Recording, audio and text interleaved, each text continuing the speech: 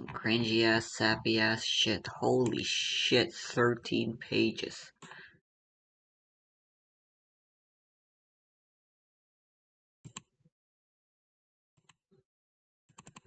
Gonna go play some Wii Cross while I upload the rest of my all of my videos.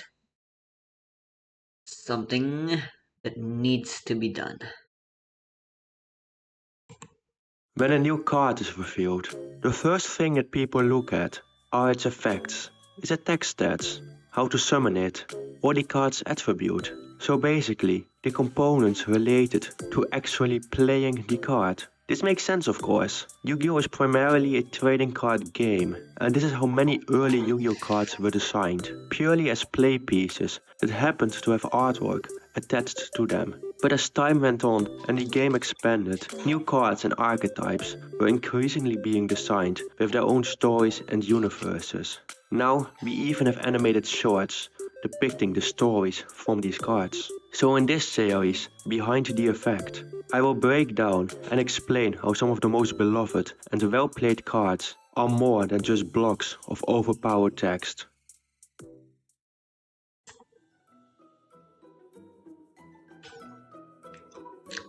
The setting of the Labyrinth story is its Holy field crap, spell, the audio Labyrinth quality. Labyrinth. It is a silver castle described as both eldritch and beautiful. Its corridors are riddled with countless death traps, while demons roam the palace to repel any further intruders. According to legends, the palace is cursed, while other rumors mention a gorgeous princess living at its heart. All kinds of fake staircases and entrances are scattered around the palace's exterior. The labyrinth appears to be an impenetrable fortress, which would claim one's life to traverse. However, behind the scenes, the reality of this place is a lot less serious and a lot more silly. The princess of the palace is called Lovely Labyrinth of the Silver Castle, the deck's boss monster, and it is also the person in charge of the palace. Lovely Labyrinth spends the majority of her time designing and preparing new traps, so much so that she has bags underneath her eyes due to her lack of sleep. She spends all of her day inside of the palace, acting as a fusion of the trapped princess trope with the need who never goes outside. As it turns out, Lovely Labyrinth has turned the palace into her personal playground, with a personal army of servants and living furniture to help her out in preparing the palace. We can see this in the artwork of Labyrinth's setup, a quick play spell card that sets normal traps from the deck by shuffling Labyrinth's spell and traps from the graveyard and banishment back into the deck. Its artwork shows chibi versions of the servants getting all of the furniture into their designated spots, effectively setting up the palace for the day. All of these traps are set up with one That's purpose just him. and for I thought one that was a target, Yu-Gi-Oh card. the That's knight. just his The avatar. servants introduce themselves to Her? the knight in the hallways of Welcome Labyrinth, telling them to enjoy the palace's traps to their heart's content. Lovely Labyrinth is said to be utterly dejected when the knight doesn't come to the palace, while she also takes great enjoyment from hearing about the joys and sufferings that the knight faces while going through the palace's traps. The traps are not just made for any adventurer, but specifically for the knight. The way that Lovely Labyrinth feels about the knight is most apparent from her own card art, where plushies of herself and the knight are just barely out of reach, being visible in the bottom right corner. These plushies also appear in the generic trap card, Trapaholic, where Lovely Labyrinth is playing with them above the replica of her castle. This is the crux of the Labyrinth story, Lovely Labyrinth's obsession with hiding traps around her palace and letting the knight explore through those traps. There's a lot of concept art of Lovely planning out her traps, and the aforementioned card Trapaholic also has a cute display of her building a miniature replica of her palace. Lovely Labyrinth is, It's a after castle. all, a Trapaholic. Please stop calling because it of this, palace. most Labyrinth cards have special synergy with normal trap cards. For Labyrinth, as a deck, any normal trap is a trap that can be set as a part of Lovely's labyrinth of traps for the knight to overcome. For example, Lovely and Lady Labyrinth can both set traps, and Welcome Labyrinth can set itself. Several cards also get bonus effects when traps remove a monster from the field. So basically, when a trap is successful in taking down its target. Ariana and Ariane draw a card. Lovely pops a card. Stovey Torby and Chandralia will cover themselves from the graveyard. So, in the Labyrinth deck, the normal traps are stand-ins for the traps present within the labyrinth. The focus on traps removing a monster from the field shows that the trap is working, that it is effective at removing any infiltrator from the palace. After all, Lovely Labyrinth's fascination with the knight is tied to seeing the knight suffer through those traps. For this reason, Labyrinth has great synergy with any kind of normal trap, with Lady Labyrinth being able to set any from the deck when another is activated. Lady Labyrinth also gets to summon herself if a trap has been activated this turn and gets protection from destruction and targeting while a trap is active, i.e. when you control a face down card. Since Lovely's whole life revolves around setting traps, it makes sense that she only arrives at the scene after a trap has already been activated, and that she can't be defeated in battle until all traps are gone. Likewise, Lovely Labyrinth can only set traps from the graveyard. This is Lady Labyrinth, but outside of her battle gear, so she only gets to set traps that have already been activated. It is as if, after an intruder has been repelled successfully, she is able to reactivate the used traps. Although Labyrinth can set any normal trap in the game, including cards like Dimensional Barrier and Epidemic Eradicator Virus, only those Art that that should be actively banned. remove a monster from the field gives the Labyrinth cards all of their many recursion and other bonus effects. After all, if a trap only annoys the opponent but does not kick them out of the palace, it does not add to Lovely's pleasure. In this way, the Labyrinth designers have managed to make an entire deck's mechanics be a reflection of its core character's singular, almost autistic interest. And they have done so without ruining the deck's viability. Labyrinth wants to remove monsters through card effect, and yet its own traps do not actually focus around this. Instead, they use all kinds of generic traps, from combos to Dogmatica Punishment to Terrors of the Afterworld. But how about its own Afterward? traps? Well, before you start exploring a dungeon, one has to enter it. Hence, the welcome traps, which welcome any explorer into the labyrinth. Both welcome and big welcome labyrinth summon a labyrinth monster onto the field, although big welcome bounces one of your own cards afterwards. This difference is due to when the welcome takes place. This difference is the result of when the welcome does take place. Welcome Labyrinth happens upon first entry into the palace. It marks the beginning of the hero's journey. Big Welcome, meanwhile, is the middle point, when the night happens upon Lady Labyrinth, who has stormed out of her room to engage with the knight. Yet her butlers meet the knight instead of Lady Labyrinth, at which the current story ends. So, the welcome traps are there to welcome the adventurer and your opponent. And what better way to welcome your opponent than with one of your Labyrinth monsters. The Labyrinth deck also has lots of options for playing on turn 0, with Arias setting any normal trap from your hand to immediately activate, and Chandrali and Stovey Torby setting any Labyrinth spell or trap from deck. And also this Labyrinth Cook Clock, allowing you to activate any trap the turn it's set, as long as you control a Labyrinth monster. With the help of the furniture and the butler, Labyrinth can greet the opponent, the adventurer, as early as possible. The adventurer is welcomed right away into the This labyrinth, thick asked to accent makes it sound maneuver like he's through all saying of the burglar dangerous instead of traps, butler. while you, playing from the perspective of Lovely Labyrinth herself, tries to kick the explorer out with your own traps. Lovely Labyrinth is playing a game against the knight on the story level, while in gameplay you are playing against your opponent. Both of these happen in the same way, through greeting the opponent into your dungeon and then activating traps to stall them. If Lovely can prevent the knight, you win the actual game. If she fails, so do you. And such is the story of Labyrinth. Unlike the Fiendsmith story, it is not a linear narrative with clear moments, told through different moments on the cards. Instead, they show the obsession of one Lovely Labyrinth, her obsession with placing traps, the one thing that she loves to do in life. We don't actually know why, nor how she ended up inside of the palace. We only have one brief glimpse at her past from the opened artwork of Lady Labyrinth. In this artwork,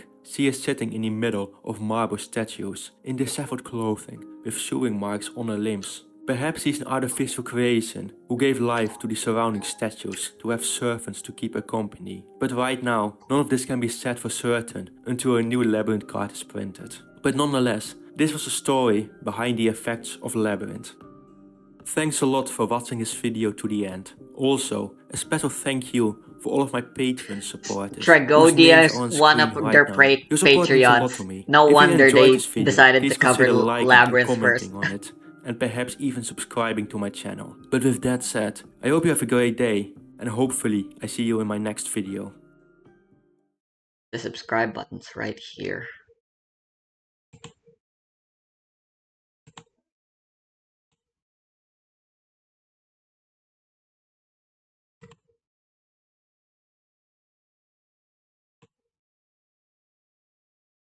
No.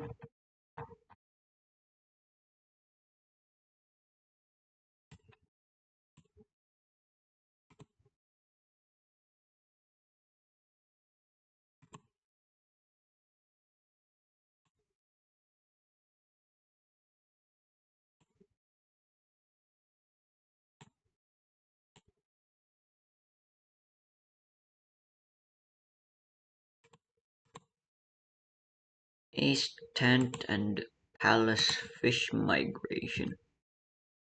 Green.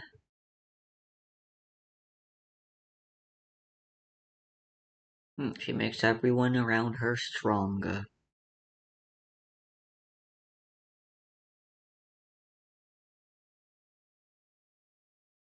Then a blue one.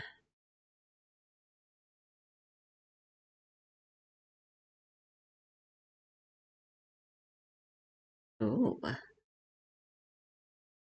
that's an important effect.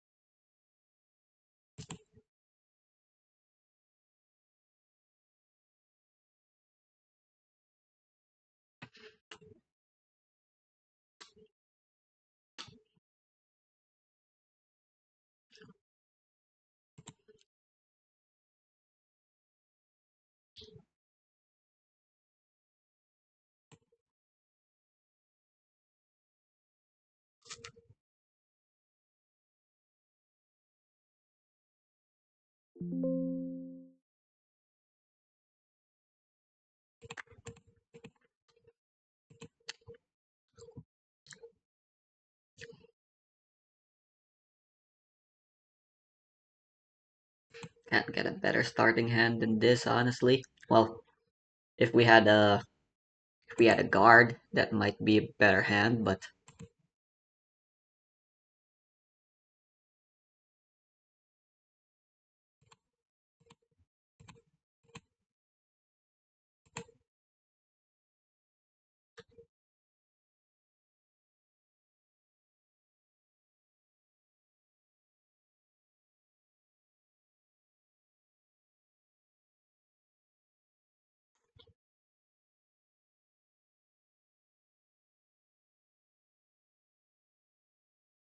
when on the rig,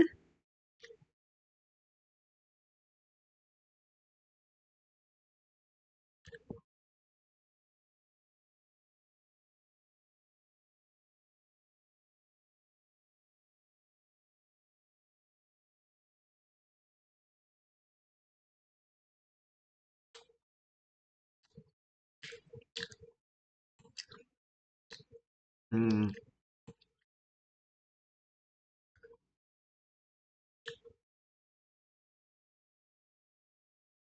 I am lacking in information and that's a little annoying, but this is a good opportunity.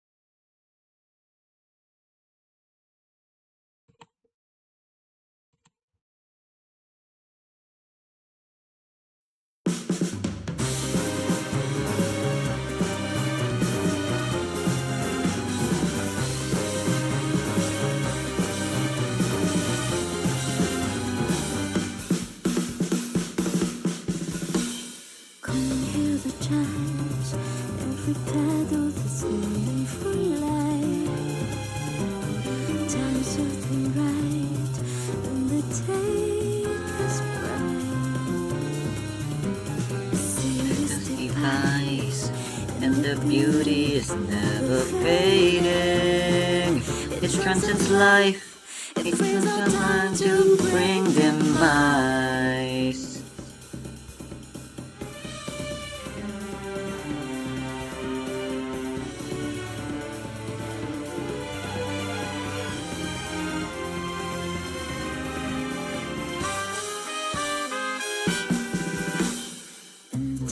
Eyes, paint the pain on the red is mine.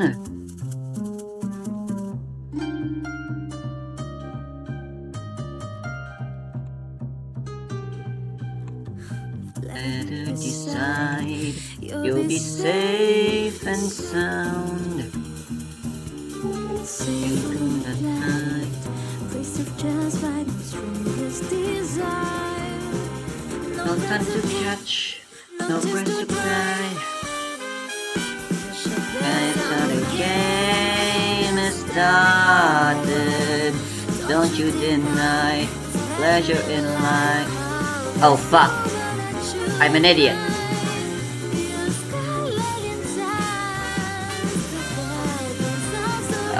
Well, I mean, too late now, I guess.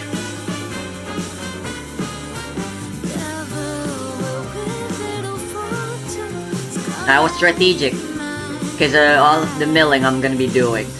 Yeah.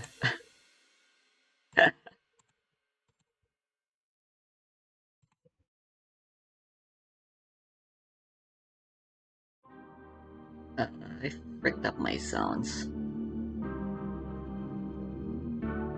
Whatever you do, you cannot break this rule. Tear yourself up to a rule that breaks me too. Look up to the sky, hear the silence. Oh, darling, forgive me now. Take me out of the pain. The red is bright, too hard to define. So much despair, so many curses. Oh, darling.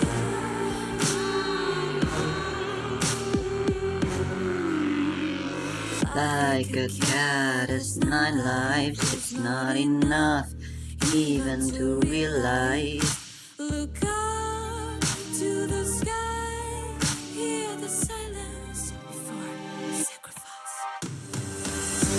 Oh, darling, forgive me now. Take me out of the pain. The red is bright, too hard to define. So much despair, so many curses. Oh, darling.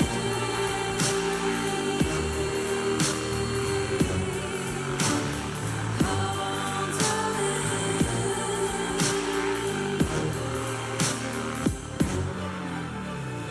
I'd say danger like ecstasy. Become your worst enemy. Screeching is my melody. The death pays me salary. Oh, darling, forgive me now. Take me out of the pain. The red is bright, too hard to define. So much despair, so many curses. Oh, darling, forgive me now. Take me out of the pain. The red is bright, too hard to define. So much despair, so many curses.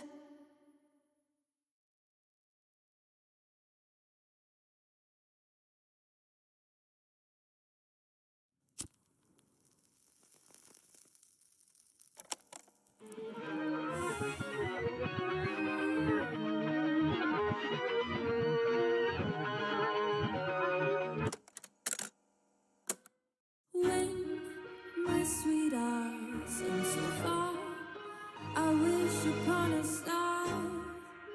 Je vois la vie est rose. And beauty of the song reminds me we belong together in a soul.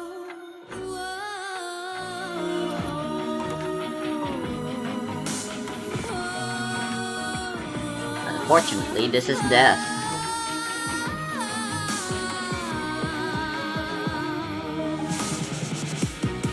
When we dance, it's like a fly, it's like a light. When he smiles, I'm alive, touch the light. And when we dance, it's like a fly, it's like a light. And when he smiles, I'm alive, touch the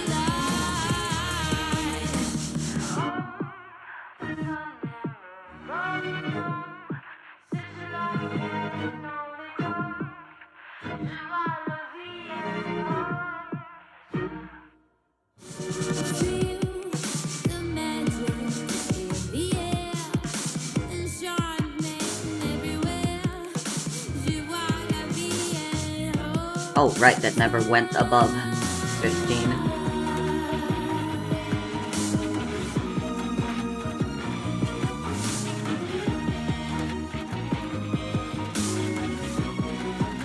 Wow, nice. That's gonna be useful. It's like a fly, it's like a light. When he smiles, I'm alive, touch the light. And when we dance, it's like a fly, it's like a light. And when he smiles, I'm alive, touch the light. When my sweetheart seems so far, I wish upon a star. Je vois la vie en rose. Then the beauty of the song reminds me we belong together in our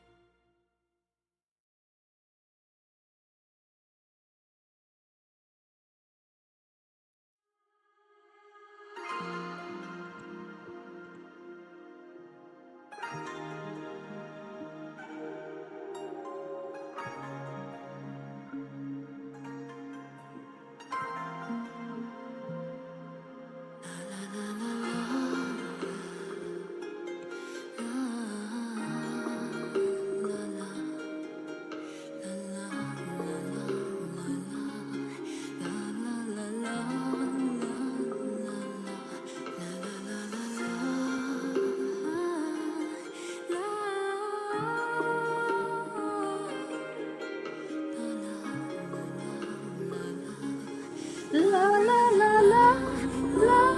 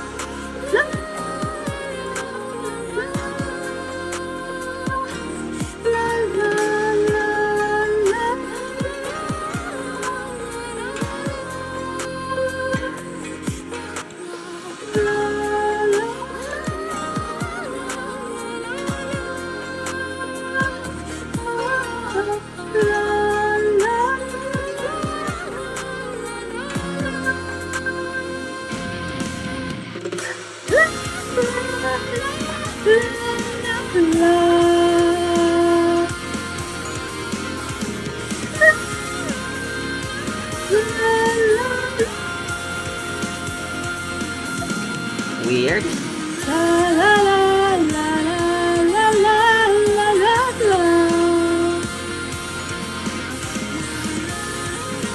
Watch it be a servant. Oh, would have been funny.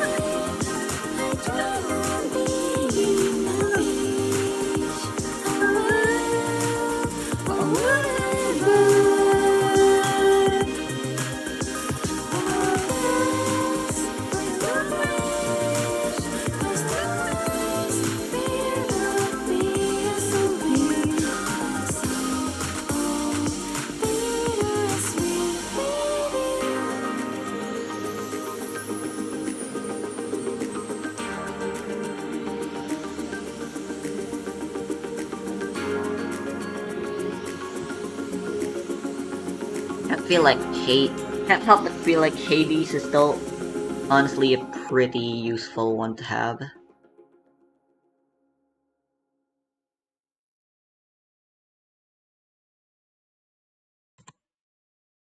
That kind of defense is useful.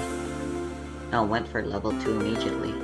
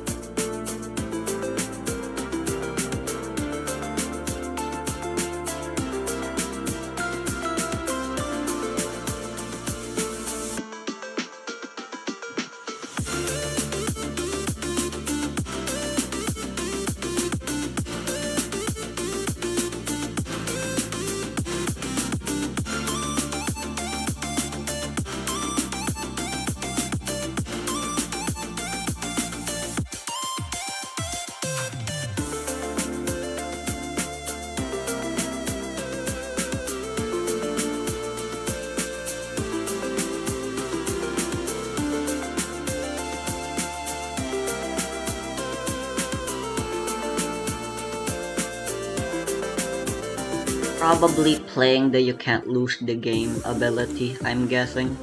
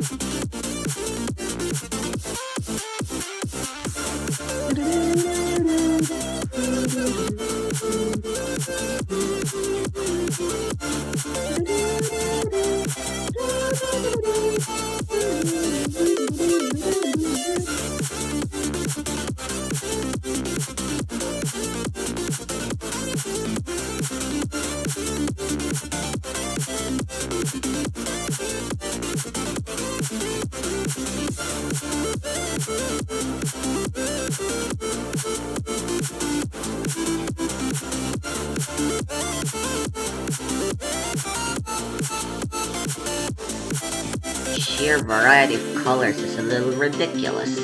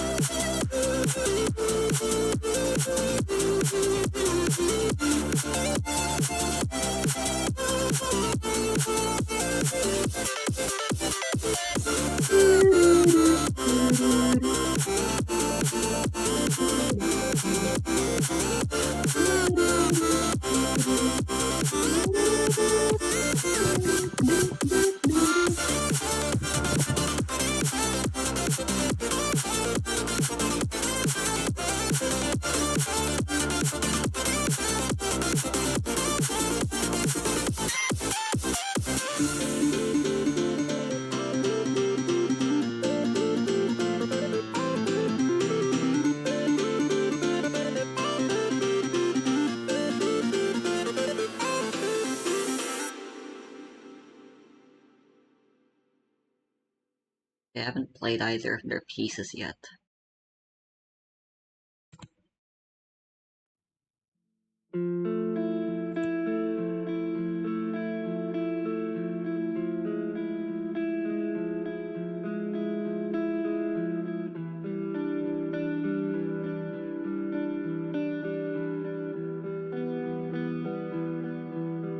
Well, here's one.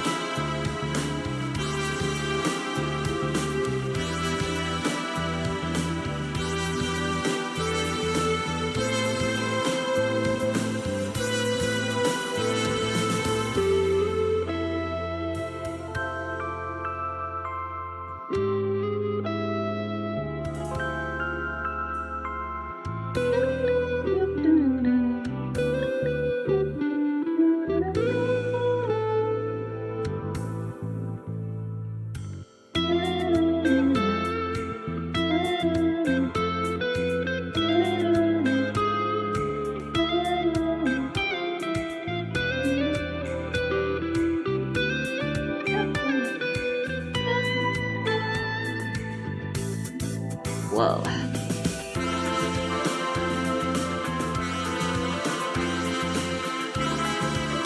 Furry threes.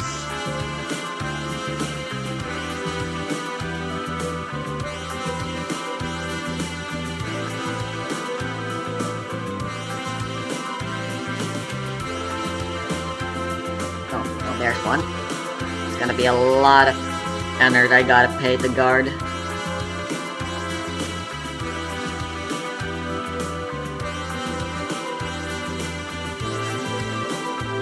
Calm before the gong.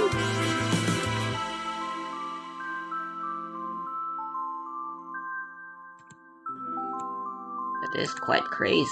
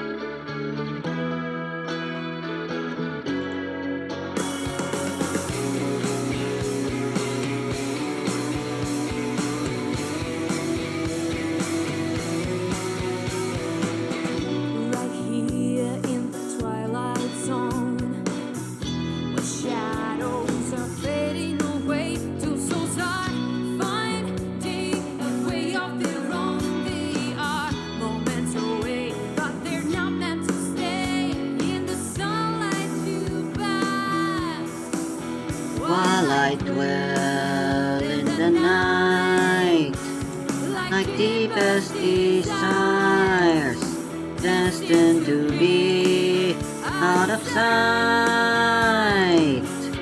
In the depths of life we move in different ways. There's no collision, just passing days. I'm an echo whisper of the wind.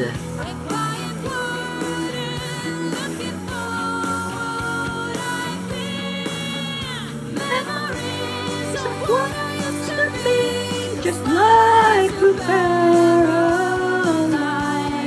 spirits water free, like rivers to the sea. We floating downstream in a never-ending dream.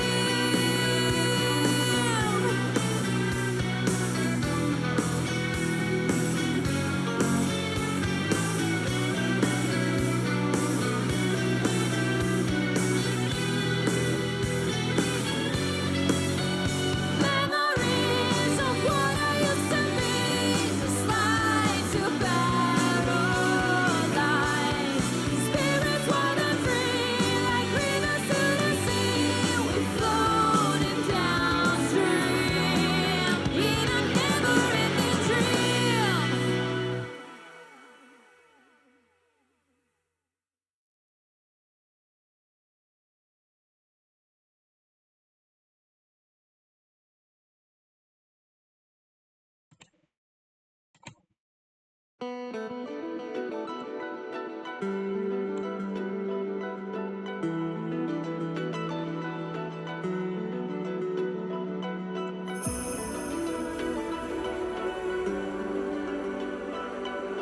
Wait, why was that so much? Am I alright? I don't get how bang works. Greenery, summer stops out for me now. So the ground is not safe anymore at all.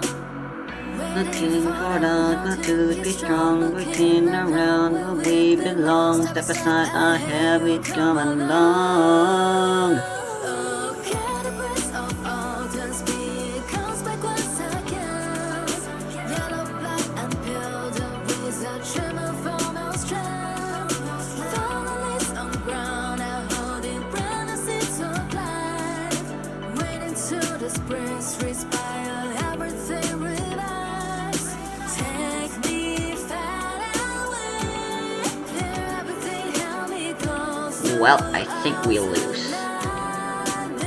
Don't be afraid. Take me far away, clear everything, and the land will be no vacant. Don't be afraid. Dream and hope and night. If winter comes, can spring be found behind?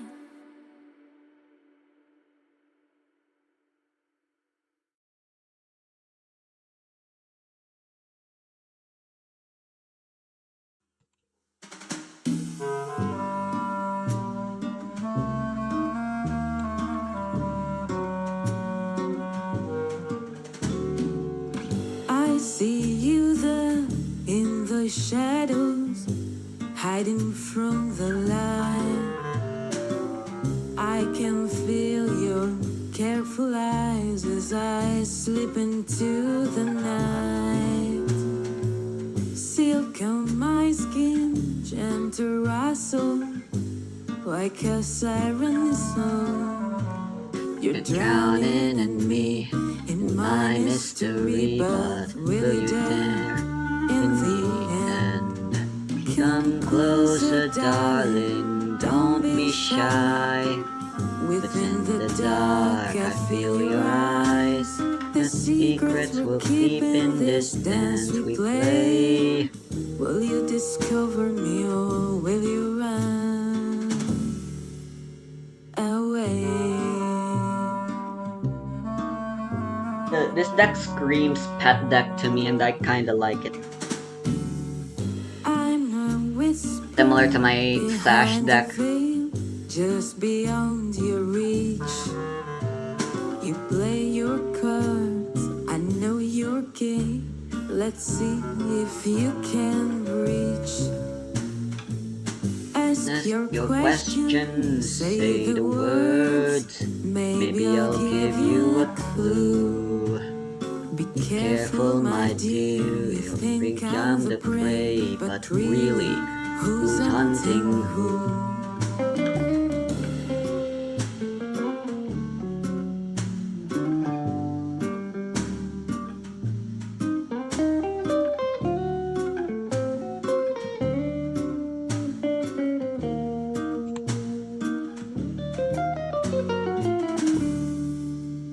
Come closer, darling, don't be shy.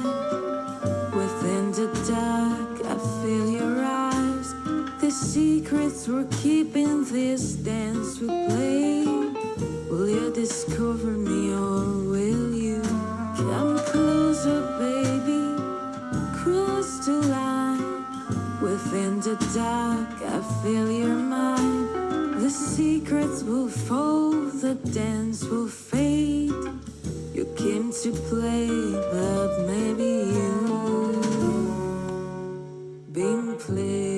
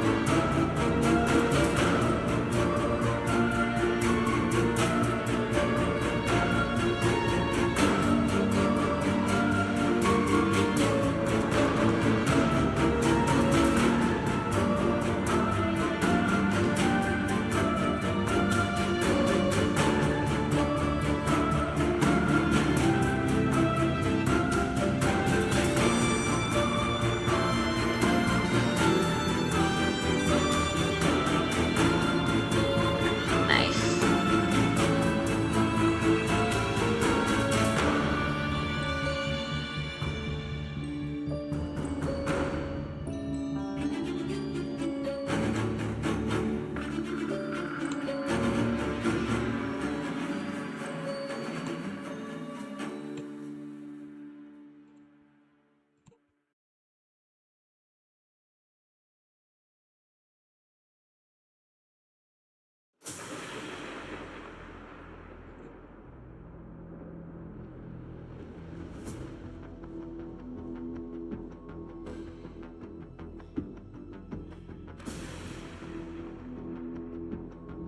You can disable unreleased cards.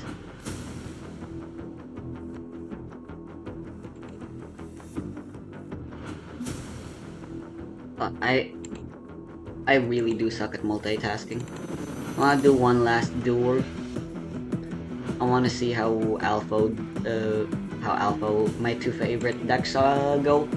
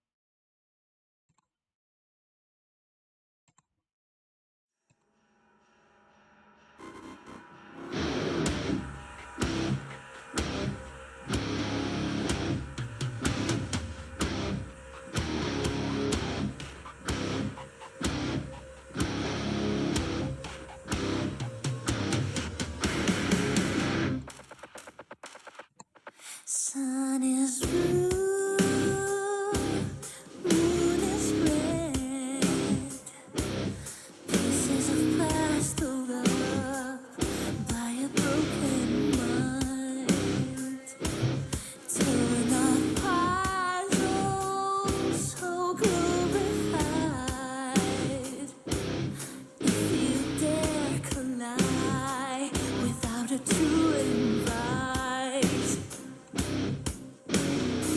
Come on, Teddy.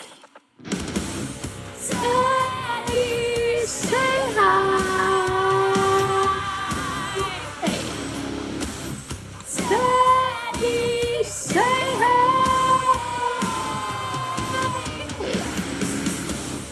Teddy, say hi.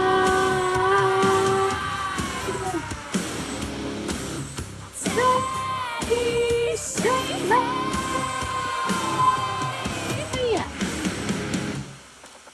My body's a ruin, And so's my mind. World is lying, and so am I.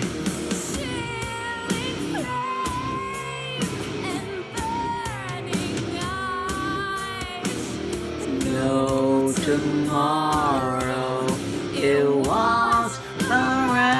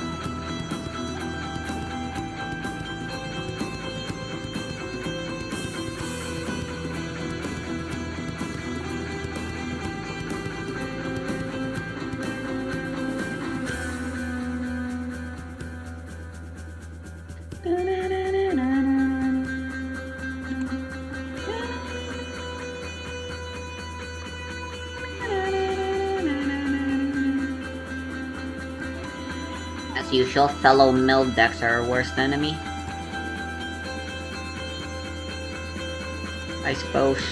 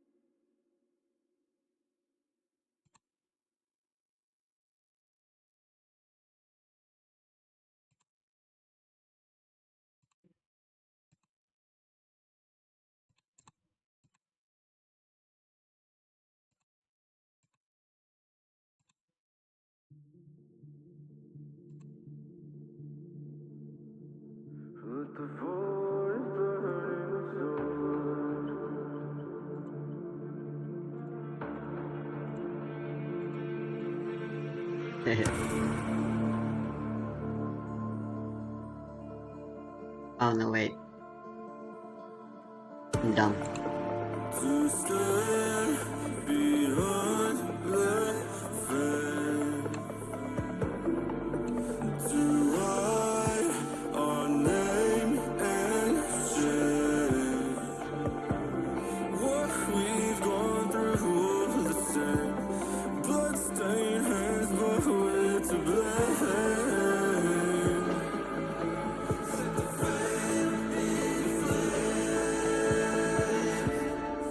Let the fires burn inside. Flames of love are in their hearts. With the cries of all our grief and pain. I could try another defense, but this deck thrives off of playing quickly. Because we don't have any way to take advantage of our servants other than by literally hard drawing them. It doesn't feel worth it.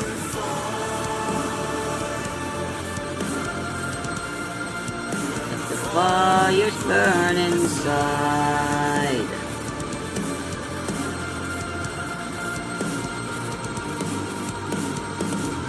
So fight and light this city with fire.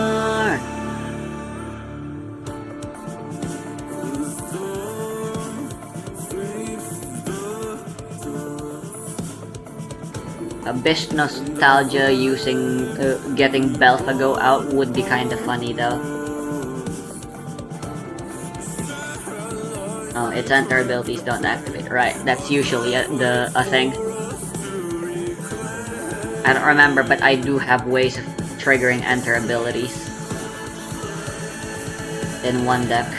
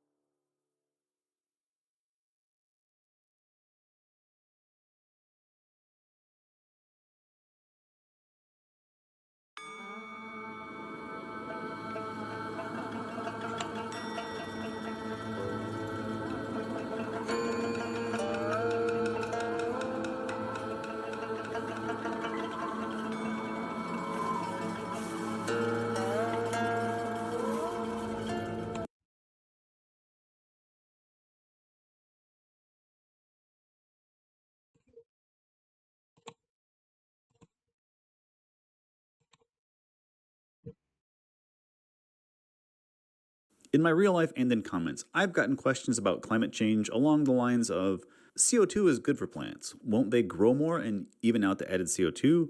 Or the somewhat related, why can't we just plant more trees?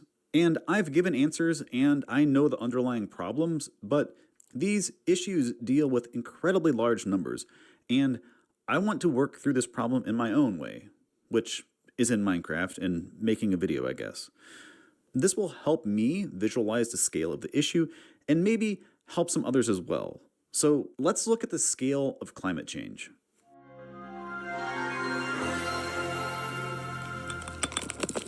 To give you some background, 90% of the coal that has ever existed was created during the 60 million years of the Carboniferous. Large plants were new on the scene, and continents were near the equator coming together to form Pangaea. These warm areas were perfect for tropical forests, and young mountains like the Appalachians were providing tons of sediment to bury these trees where they fell before they could start to rot. The perfect environment to remove CO2 from the atmosphere and form coal. This reduction in CO2 levels brought the world into an ice age that lasted until the end of the Carboniferous. Presently, we have burned about half of all coal ever made, releasing what took 30 million years of Earth's most productive period to sequester back into the atmosphere in just 150 years. At our scale here, where one block equals 1 million years, a line 150 years thick is barely visible. But in reality, most of the coal has been burnt in just the last 40 years. Last year, we mined the most coal ever in history, 8.7 billion tons. This would create a cube 1,872 meters on a side. Coal is the largest single contributor to CO2 emissions, but it's still less than half of the total. Besides these other large sources, we're going to be dealing with total historic volumes.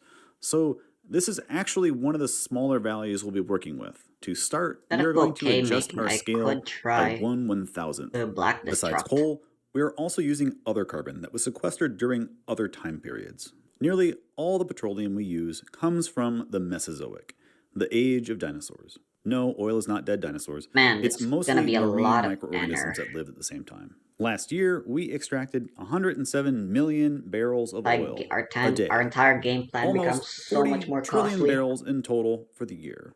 Once again, the most ever.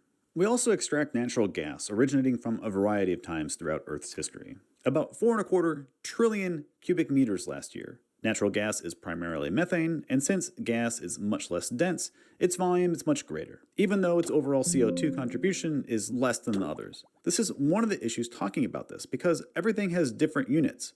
Coal is by weight, usually in millions of tons.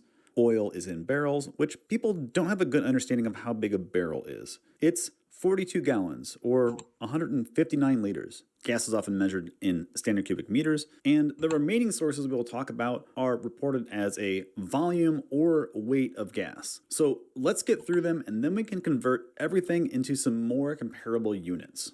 During the creation of cement, we need to make lime, and this is done through burning limestone. It breaks down into lime, which is calcium oxide, and CO2. This is essentially what I did in the Smooth Rock episode. In 2024, cement manufacturing produced 1.4 billion tons of CO2.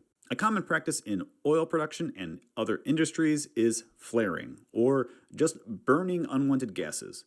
This is often natural gas that, for whatever reason, is too much trouble to do something else with, so it's just burnt. About 148 billion cubic meters of gas were flared last year. And the last large source is an aggregate of other industrial processes. CO2 is used and released in a wide range of industries, and that is all just put together into one category here. In total, last year, there was about 425 million tons of CO2 released from these processes. Now let's convert these into something easier to deal with. I often see these converted into CO2, since that's ultimately the problem. But instead, I'm going to convert them into just carbon, and one block will equal 1 gigaton of carbon. A gigaton is equal to 1 trillion kilograms. And to help keep that in perspective, the Great Pyramid of Giza weighs about 6 million tons, which is 0.006 gigatons. This is truly a huge value. For coal, we mined 6.8 gigatons last year, or over 1,100 Great Pyramids. we can convert the rest and now actually have a better visual of ratios. And before we move on to cumulative values, let's look at some natural sources. It's something that gets brought up in discussions, and I didn't know how it would actually compare. 2021 was a record year for fires globally. An estimated 1.8 billion tons of CO2 was produced, or almost 0.5 gigatons of carbon, or just a little bit more than the cement industry does every year. Volcanoes are another natural source of CO2, and they tend to be pretty consistent with the volumes of eruptions over time. And in 2021, they contributed an estimated 0.12 gigatons carbon. Annual human CO2 production was 14 gigatons, 23 times greater than all the fires and volcanoes combined. Which might be surprising. I didn't think it would be that far apart. But humans outpace nature in many things now. No. In 2015, a conservative estimate of human-produced sediment was 316 gigatons, which is more than 24 times the amount of sediment delivered to the ocean by all the rivers in the world. We are actually the primary means of Earth movement on the planet, more than natural geologic processes. Let's move on to the cumulative values for CO2 emissions. We have data going back to 1750 for coal use, and the cumulative value is about 232 gigatons of carbon. We don't need to talk about each of the other values, but their relative orders still say the same. In total, all human-produced CO2 adds up to a little over 500 gigatons carbon added to the atmosphere. Pre-industrial atmospheric carbon totaled about 600 gigatons carbon. So we have nearly doubled the original, but presently the total carbon in the atmosphere is only 900 gigatons carbon. Still huge, but missing 200 gigatons if you just added the two up. So now let's shift to carbon sinks, or places where carbon just hangs out. Coal is a carbon sink if it's left where it was, and the largest sink is rocks. Carbonate rocks, like limestone, have a base of, carbonate, 1 carbon and 3 oxygen, but many rocks have carbon in them. Even a silicate igneous rock like granite usually is about 0.5% carbon, which isn't a lot, but there is an insane amount of granite. In total, crustal rocks are estimated to contain about 122 million gigatons of carbon. That's 122 petatons. This is almost just the background level. It's very stable. Rocks do weather and give off CO2, but they are also created, taking some out of the atmosphere. The carbonate rocks that do form in the ocean, the second largest sink. Near the surface, about 900 gigatons of carbon is dissolved and used by organisms to make shells. When they die, that carbon is taken down as sediment into the deep. These deep sediments sequester a huge 37,000 gigatons of carbon. Our missing 200 gigatons from earlier is mostly in the shallow ocean, and given time, it might cycle down into the deep, but not on the timescales we are dealing with. By dissolving CO2, the ocean's acidity is increasing, and this much of it causes issues for the organisms that make shells, and at some point, they can't and will go extinct. So now let's get back to the original question. Why can't we plant more trees? The terrestrial carbon sinks include soils containing 2,500 gigatons and permafrost containing 1,600. The carbon in them is primarily old organic matter that hasn't fully decomposed, which originally came from plants. Living plants make up about 450 gigatons of carbon. The smallest sink here, but still a massive number. For reference, every animal on Earth is about 2.6 gigatons carbon, and humans are about 0.06 of that. Plants can grow faster and larger with more CO2, but usually CO2 is not the limiting component of growth. It's some other nutrient, often nitrogen. Just looking at the values, we have released about 500 gigatons into the atmosphere, and total plants are 450 gigatons.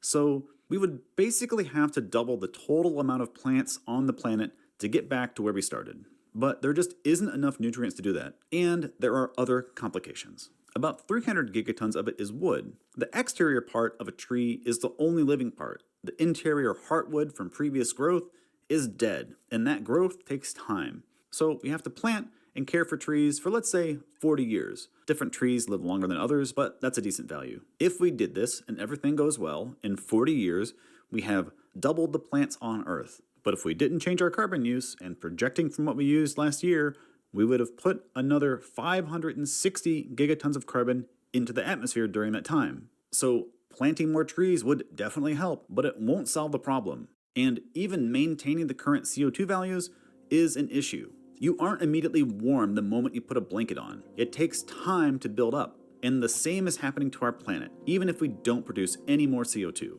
And besides, if anything, we are going the opposite direction with plants. I haven't talked about land use changes. We are doing a lot of deforestation and destroying wetlands and peatlands, which are part of these larger carbon sinks. In the natural world, this process takes a long time. Like I said earlier, in the Carboniferous, this process took 30 million years to sequester the coal we have used. But humans are now the dominant geologic force on the planet, and we can affect change much quicker. For bad, but maybe also for good. We know what causes this problem. We know how to make it better. We just need to do it. And on some level, I can't blame companies for these issues. They did cover up years of research and dumped billions of dollars into lobbying governments. But if you expect a company to make decisions that will not benefit them and give them more profit, then you are delusional. There might be some ethical companies, but it's because they have ethical people. But sadly, competition from companies with non-ethical people will tend to outcompete or push ethical people to bend rules and change laws. This change can only come from governments, by making laws, regulations, and improving the populace's lives and future. You know, the reason they exist in the first place. Governments need to inconvenience some people for the greater good, not just for the good of a few shareholders. I didn't make this video to be a downer, but honestly, just because I wanted to see these relationships to help me understand the magnitude and didn't know what this episode was going to be when I started. It was originally just going to be a short looking at total plant volumes compared to total CO2 emissions, and it became interesting enough to talk about it a bit more. I hope this helps others with understanding, and I definitely didn't cover everything here. And by all means, if I got anything wrong, let me know. If you have questions, ask. I normally don't do follow-up episodes for these shorter videos, but if there is enough interest and questions, I might make one over on the second channel. The next video on this channel will be something lighter, I promise. I hope everyone has a nice day, and I will see you later. Bye-bye.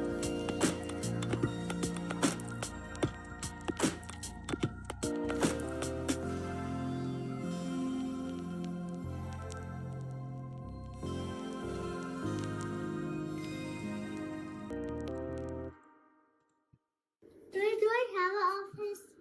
No, you don't have an office. I wish I did. I wish I did so I can toss those. Dada, when I'm grown up, can I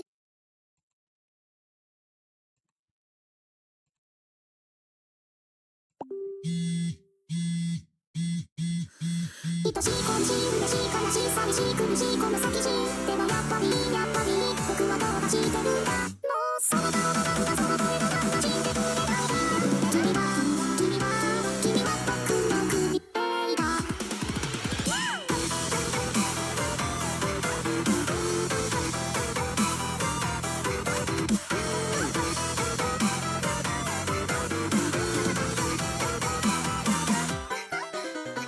朝、私が辛い、夏にちょうだい、僕の居場所作りなさい。変わらないでちょうだい壊れないでちょうだい止まらないで笑わないでさあごめんなさいよちょうだいありがとうよちょうだい君に熱した僕の目を見てください連れてかれたいないいつだってそうしそう愛そんな顔してどうかしたあそうあそう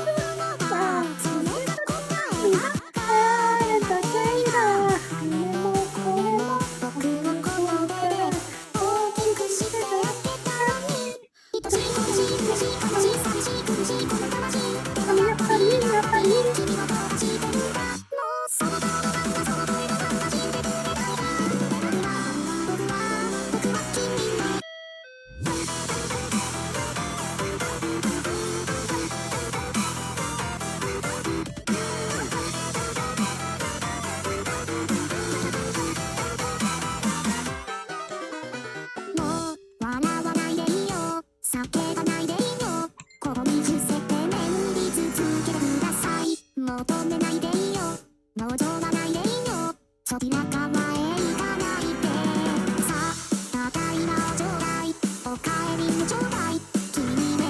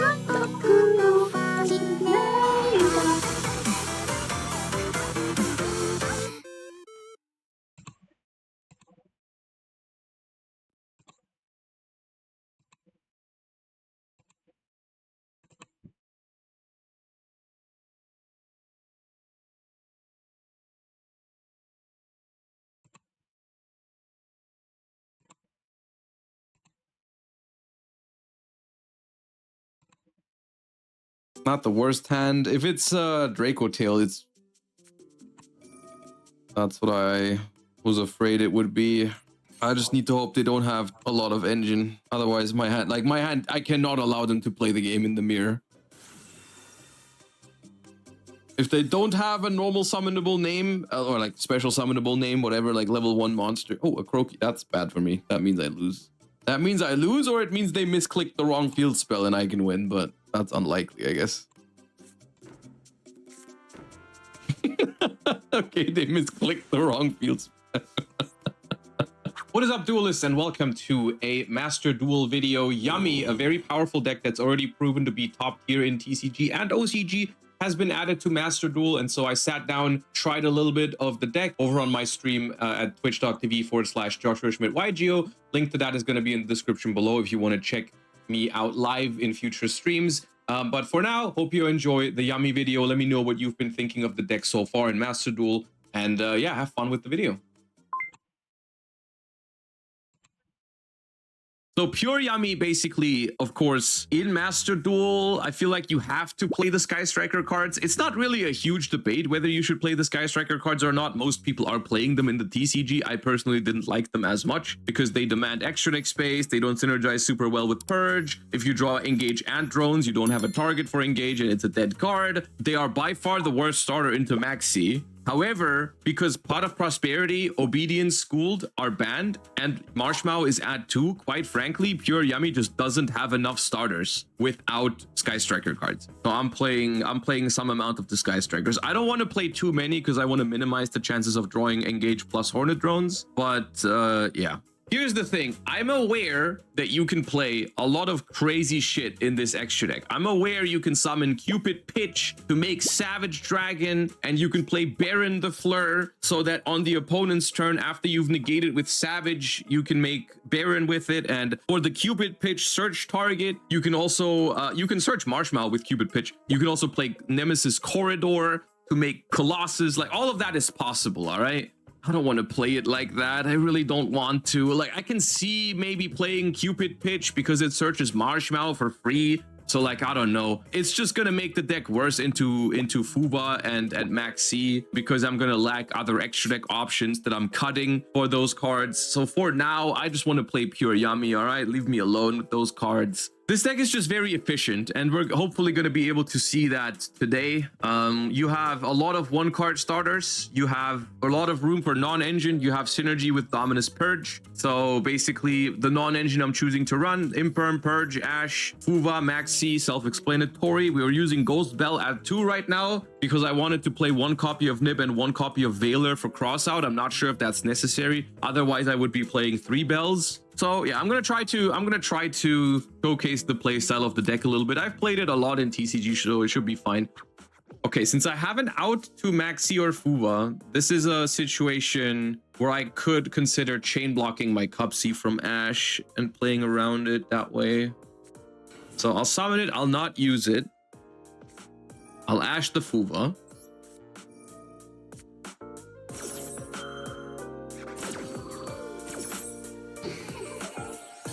Not get maxied in response. That would have been... I know that would have been a classic in terms of, you know, but...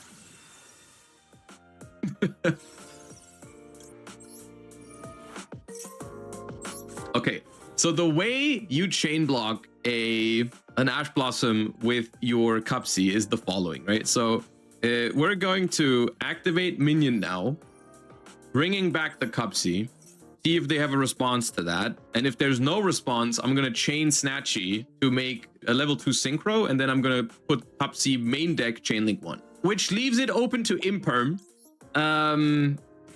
which I could have played around as well by summoning another Snatchy or Linkaribo and committing another body. Could have done that here as well. But I want to go step by step in my explanation. We can also play around Ash and Imperm at the same time.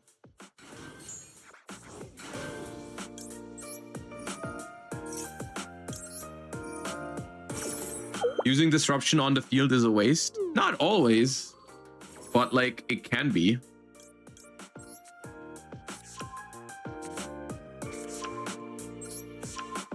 It's basically a gamble. If your hand is really bad, it's okay to hand trap the first thing you see against Yummy and just hope they only have one starter. It's just not likely to work in your favor, basically. Oh, another advantage of doing this is against Droll and Lockbird, you're resolving both of your searches at the same time. So Droll is basically useless if you do this. And play right into Nib. If you think I played into Nib right now, then you don't know a lot about Yummy, so I don't know why you say that. Oh, right. I'm I completely forgot. fine if I get Nib here. Shit. Well, whatever. This is still ideal. Because summoning 5 times does not equal... Why do oh, I you keep played playing into Nib. fucking Sash's Not how -2 that works, limit? really. My god. As you will find out in a moment. Oh no, I played into Nib!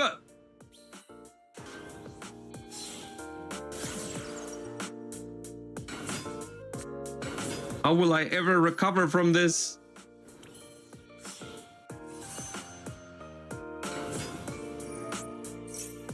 I walked right into second Nib though. Okay. Can still make Herald of the Arclight this turn if I want to. Not sure. They might have Bell, but Bell is really bad here.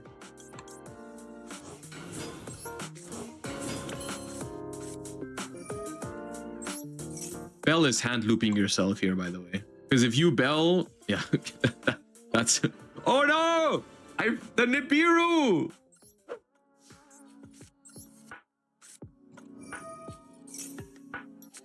Would be a control deck. There's nothing to control if you can't out a set Ash Blossom, bro.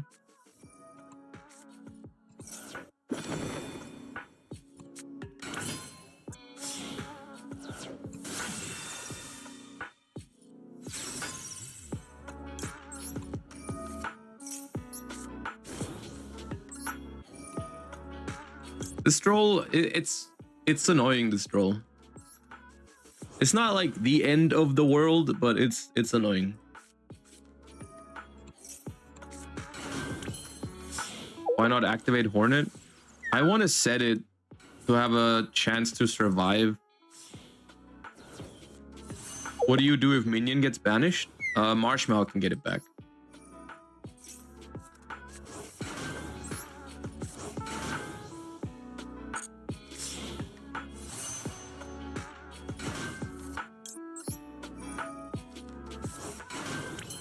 Wait, I did need the body from Hornet Drones. Oh no, wait. Sprite Elf bails me out. Never mind. What? No, Sprite Elf is insane here.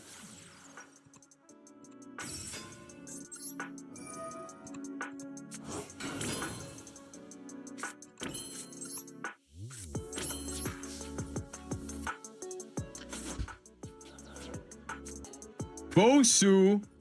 Alright, sure, dude. Out of here.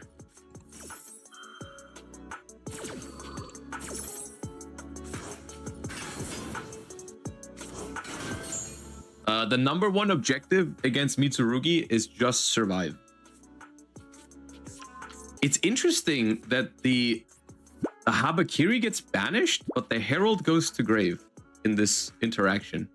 That feels incorrect.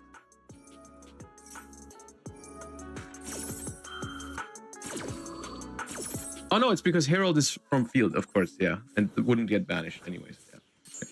Never mind. I'll draw. I should have they added Saji. Okay. I think I just want to imperm Murakumo.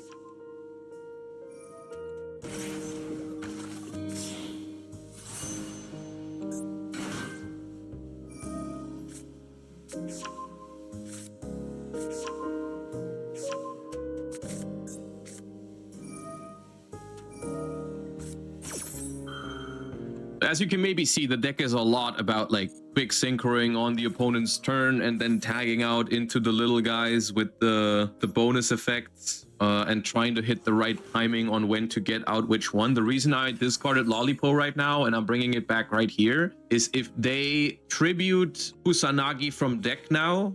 Oh, they're summoning from deck. Never mind. That's fine too. But yeah, Lollipo is a graveyard banish here, so I'm gonna banish Wosu now, I guess. But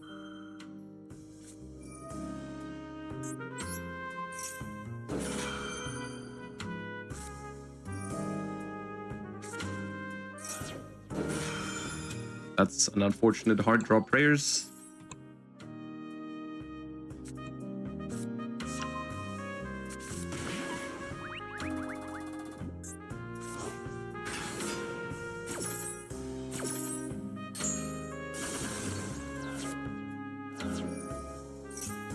If I activate a Croaky now, I can't bell the Murakumo.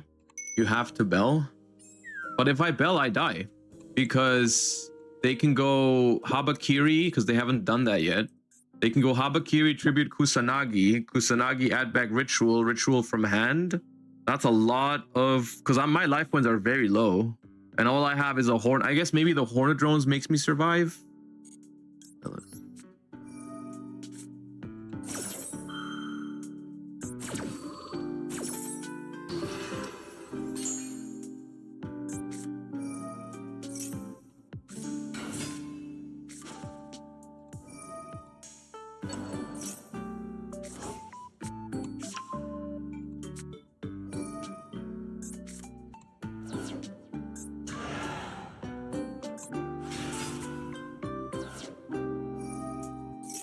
Is Perulia good against Yummy? It's okay.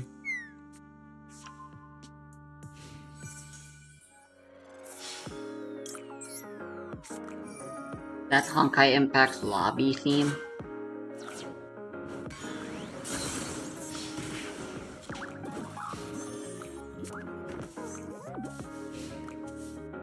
Should be okay. Absolutely is okay.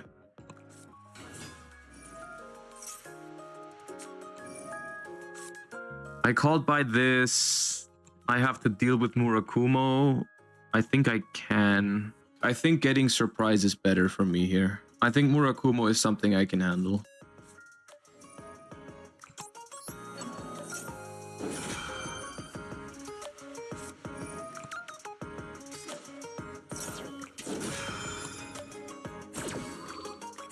That's crazy.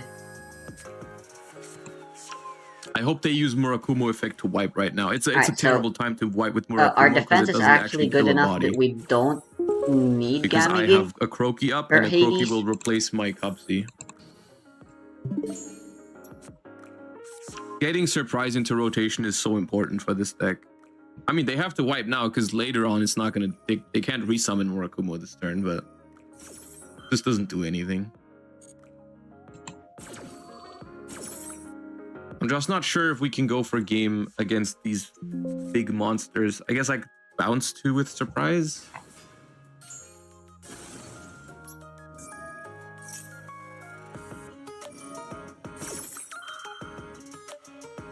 It does feel rather awkward, but it is very doable. I'm gonna try this against something slower.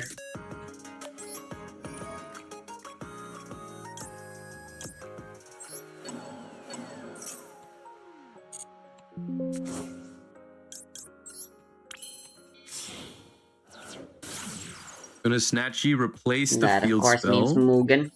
The Mugen test is always real. If your deck can beat Mugen, your Activate deck is good. minion. Revive. Doesn't really matter. Dude, my timer is kinda low. Bring back Marshmallow. Marshmallow effect. Add back surprise.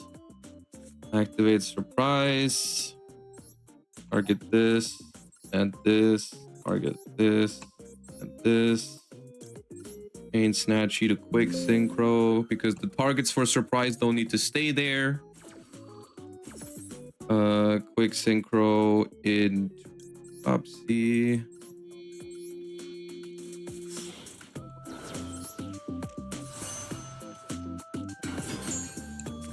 Get rid of these. Search 2. This is technically a good hand. I don't have time to run through all the calculations. I hope it's game. Wait a minute, holy shit, what? I could have sworn I switched to Mugen.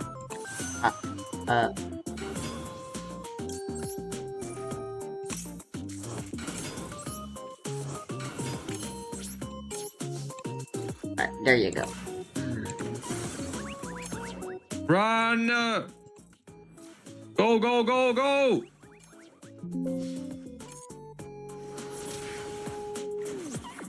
Kill Haba first, miss damage. No, they attribute Saji instead. I can't kill it first.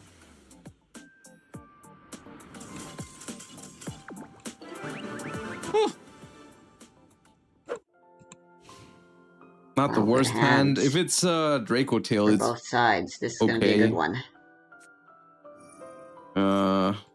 That's what I was afraid it would be.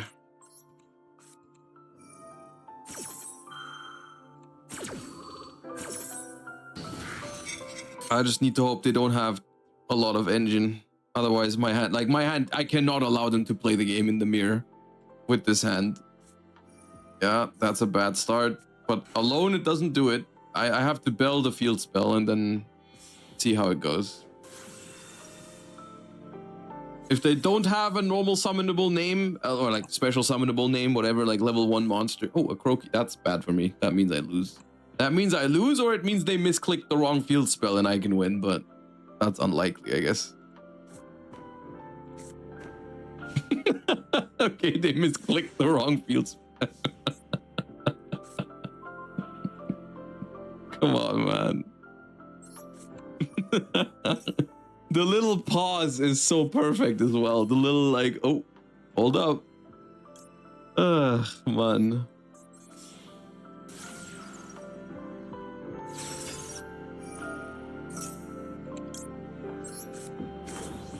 The wrong one. How many do we have? Just 2.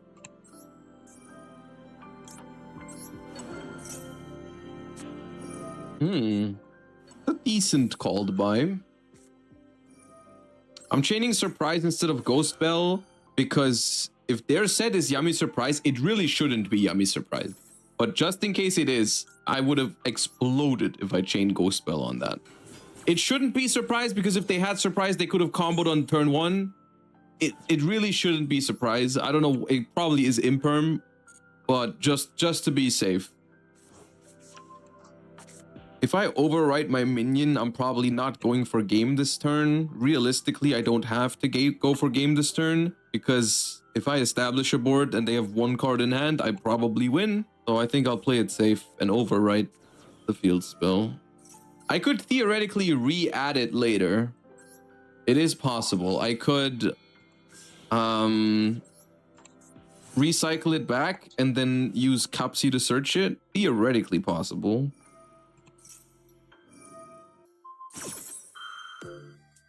Surprise can also get the field spell back, yeah. Oh, it's Purge. Okay.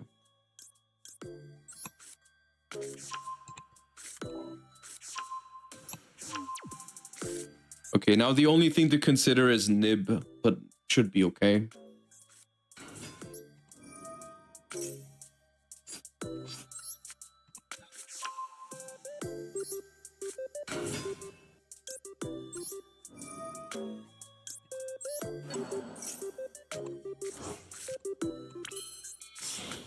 and we The make a amount board, of go to power we combat, and have with surprise all the the field new swap. demons are Yes, so that's what I'm gonna ridiculous. do. And this, I can see, I can even incorporate Arclight into it. So if they have Nib, which they have some response window, if they have Nib, they'd have to do it now, which is gonna trigger my Akroki to summon from deck. So this Nib is virtually basically an extender for me. Because this is just gonna become Link Spider. This summons one from deck now, and we'll make the Nib small. Link Spider here.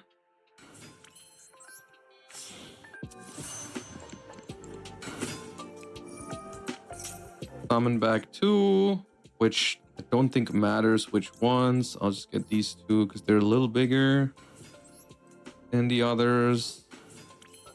Special this. Return a field spell from grave to hand and place a field spell. Okay, so this should work. Activate. Return minion. And then place minion. Everything massive. And that is more than enough.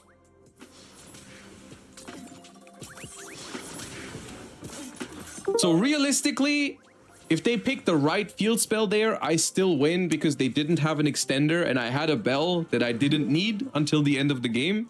So I would have won that regardless. So, but I guess one thing that's worth pointing out with Yummy, genuinely, not to make fun of them, there are a couple things that look very similar in this deck. And sometimes, like, I found myself grabbing the wrong synchro first between Lollipo and Cupsy, because 99% of the time you want to summon Cupsy Yummyway as the first synchro, and that's very bad if you make Lollipo instead. And then as well with, I guess with the 2 field spells, you got to make sure you pick the right one when you're resolving Snatchy. Also, good point. They had Called by the Grave. I would have been destroyed if they went for minion. I bell it. They Called by. I get cooked. Yeah, no, you're right. I get cooked there if they play it properly. Well, okay. Well, resume of the first day of Yummy release in Master Duel. I've only played pure Yummy because that is the version of the deck that I find the most balanced and the most fun. I don't know, balanced equals fun to me most of the time. Like, I don't really get that much enjoyment out of playing like Mitsu Yummy or Sulfa Court Yummy that are just like higher ceiling, more powerful, which I understand they might be better in certain situations. I just don't enjoy them very much. And I think I've already struggled enough with Maxi and Fuwalos today to the point where, like, I don't really know if I want to add more combo to this deck. Similar to how I've been enjoying pure Draco Tail way more than any sort of like Magistus Draco Tail ever, right? In terms of the list, I think it's relatively standard for pure Yummy. You can play a 3rd engage if you want to have more starters. The Veiler doesn't feel great at the moment. It's good against Draco Tail and decent against Malice that's still running around. But in the Yummy mirror match, Veiler and Imperm are both relatively mediocre. If you run into a lot of Yummy and you want to make your deck better against the Yummy deck in particular, I would suggest you play some amount of board breakers like Talons, Droplet. The best card going second against pure Yummy realistically is Dark Ruler No More. The problem is it's best of 1 in Master Duel. It's really hard to justify playing Dark Ruler No More, especially in a Fuwalos Maxi environment. Like, when you go first and you have Dark Ruler and your opponent Max sees you, it's gonna feel really bad to have a card in your hand that doesn't do anything and just watch your opponent kill you. At least cards like Balance or Droplet would at least work going first, but they help a lot when you're going second in some matchups. I mean, also against Draco Tail, like Droplet is pretty good against Draco Tail if you play, if you have like Activate Engage or Piri Rise map and then they flame it and you send it for Droplet. That's pretty good. So those are some options if you want to make the deck even better in the mirror match. Then you can cut cards like Imperm and Veiler. Nibiru is a one-off for crossout that I like. I think Nibiru is a really good card against Yummy, even though if your opponent is playing it properly, it shouldn't always end their turn because you have ways to play around Nibiru and then still make a board after by making Link Spider and holding like a name in your hand and stuff like that. But it should realistically prevent Herald of the Arclight basically every time. So if if your deck really cares about Herald of the Arclight, like Draco Tail, I suggest you play 3 Nibirus. And if you play against Yummy with Draco Tail, actually, if you want to make sure that they don't end on Herald of the Arclight, what you can do is instead of Nibiruing them before they summon Arclight, you can just Nibiru them after they summon Arclight, which means they're going to be forced to negate with the Herald. And since Herald is limited, they cannot make another one. So your Draco Tail cards are then fine to resolve and go into the graveyard. So Nibiru is pretty strong against Yummy. Maxi and Fuva are pretty good against Yummy. As you saw today, Bell can be really good against Yummy as well. Ash, Imperm, Purge, and stuff can be solid. The cards you can Ash in this deck, you can Ash Cupsy. Hopefully they won't have access to Yummy Surprise then. Or if you notice that they don't have a lot of Yummy names in rotation, I think ashing Cupsy Yummy Way can also be good. But that is really risky because if you Ash Cupsy Yummy Way and they already have a Cupsy in hand, that's a big punish. But yeah. In terms of power level, I think this deck is pretty solid. I think it's just less enjoyable for me personally as like a pure deck because I've played so much Draco Tail, which is kind of like the same, like lower ceiling but consistent, a lot of non-engine, like not bad into Fuva and Max C. And this deck is much worse into Fuva and Max C. Fuva, not so much. Like Fuva, honestly, Fuva is okay for Yummy. Like being hit with a Fuva, all right, well, I guess I won't do my full combo, but I can still make Link 1, revive 1 from the grave, summon 1 from hand, pass turn, and then on the opponent's turn, you know, quick synchro into everything. Like against Fuwa, you're fine. You can give 1 draw and make a really solid board. Sometimes you give 2 draws and make Cup C to get more names in rotation. Yeah, that's the first day of Yummy, I guess. We're gonna experiment more with it in the future. Realistically, right now, my statement is a good deck, strong deck, and if you like it, you can definitely go ahead and play it. It might even be, in some version, the best deck in the game right now. For me personally, if I were to play like a Duelist Cup right now, I'd be playing Draco Tail because a lot of the problems that I had with Master Duel when I took a break after Worlds with full power Malice format, a lot of the problems in the game are still here. They have nothing to do with Yummy. The only reason why Master Duel felt better for me to play was because Draco Tail was an option, and Draco Tail is still an option. So I'd be playing that to just avoid the whole Max C, Fuva, Droll minigame situation. I would just be playing Draco Tail, I'm gonna be honest. But yeah.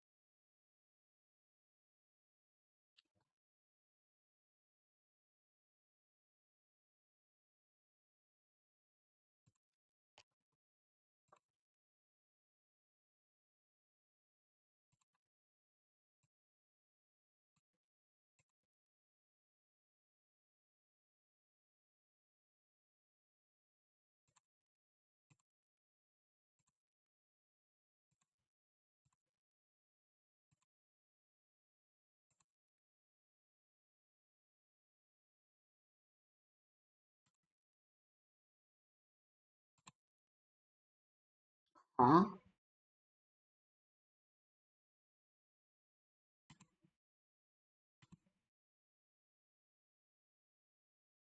Okay, I'm absolutely convinced Belphago isn't programmed correctly.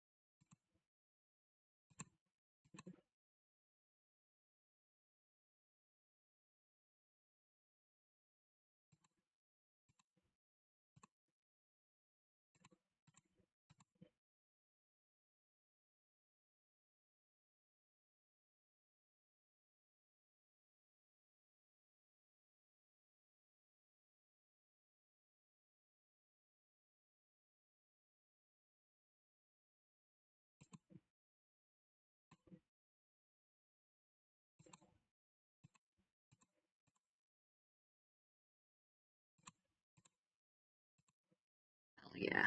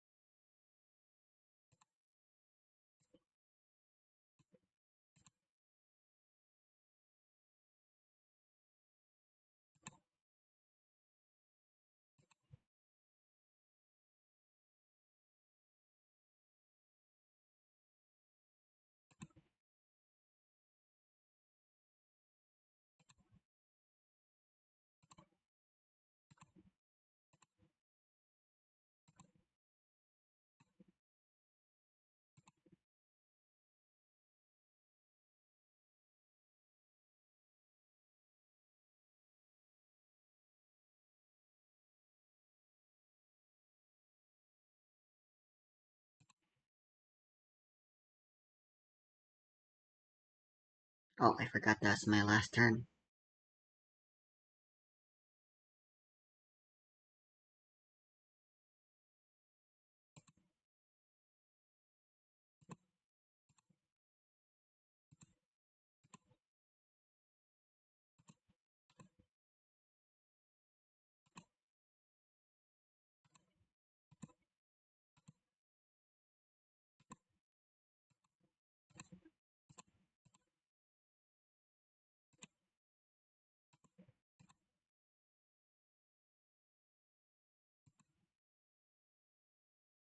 Oh,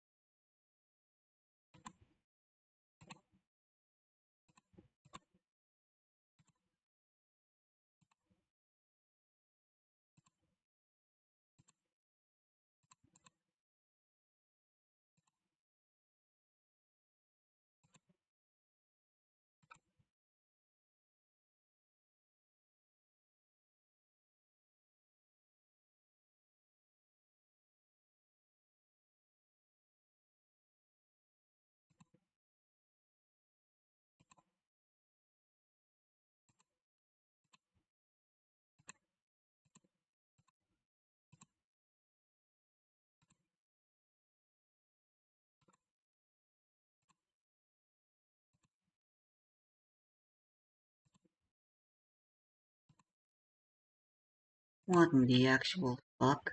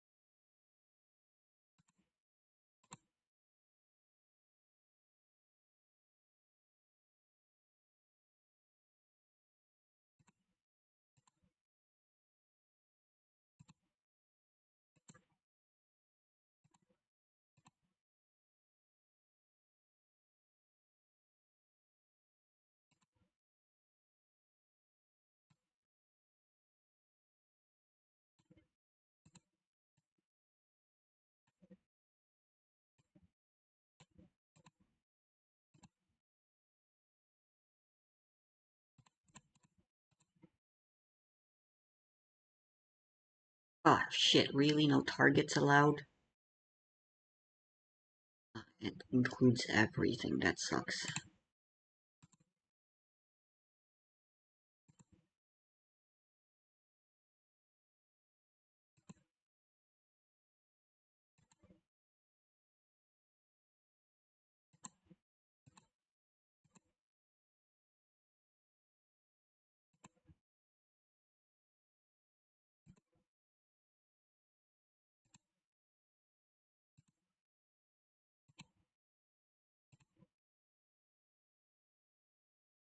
I do believe this was the most realistic outcome that should have happened with Belphegor.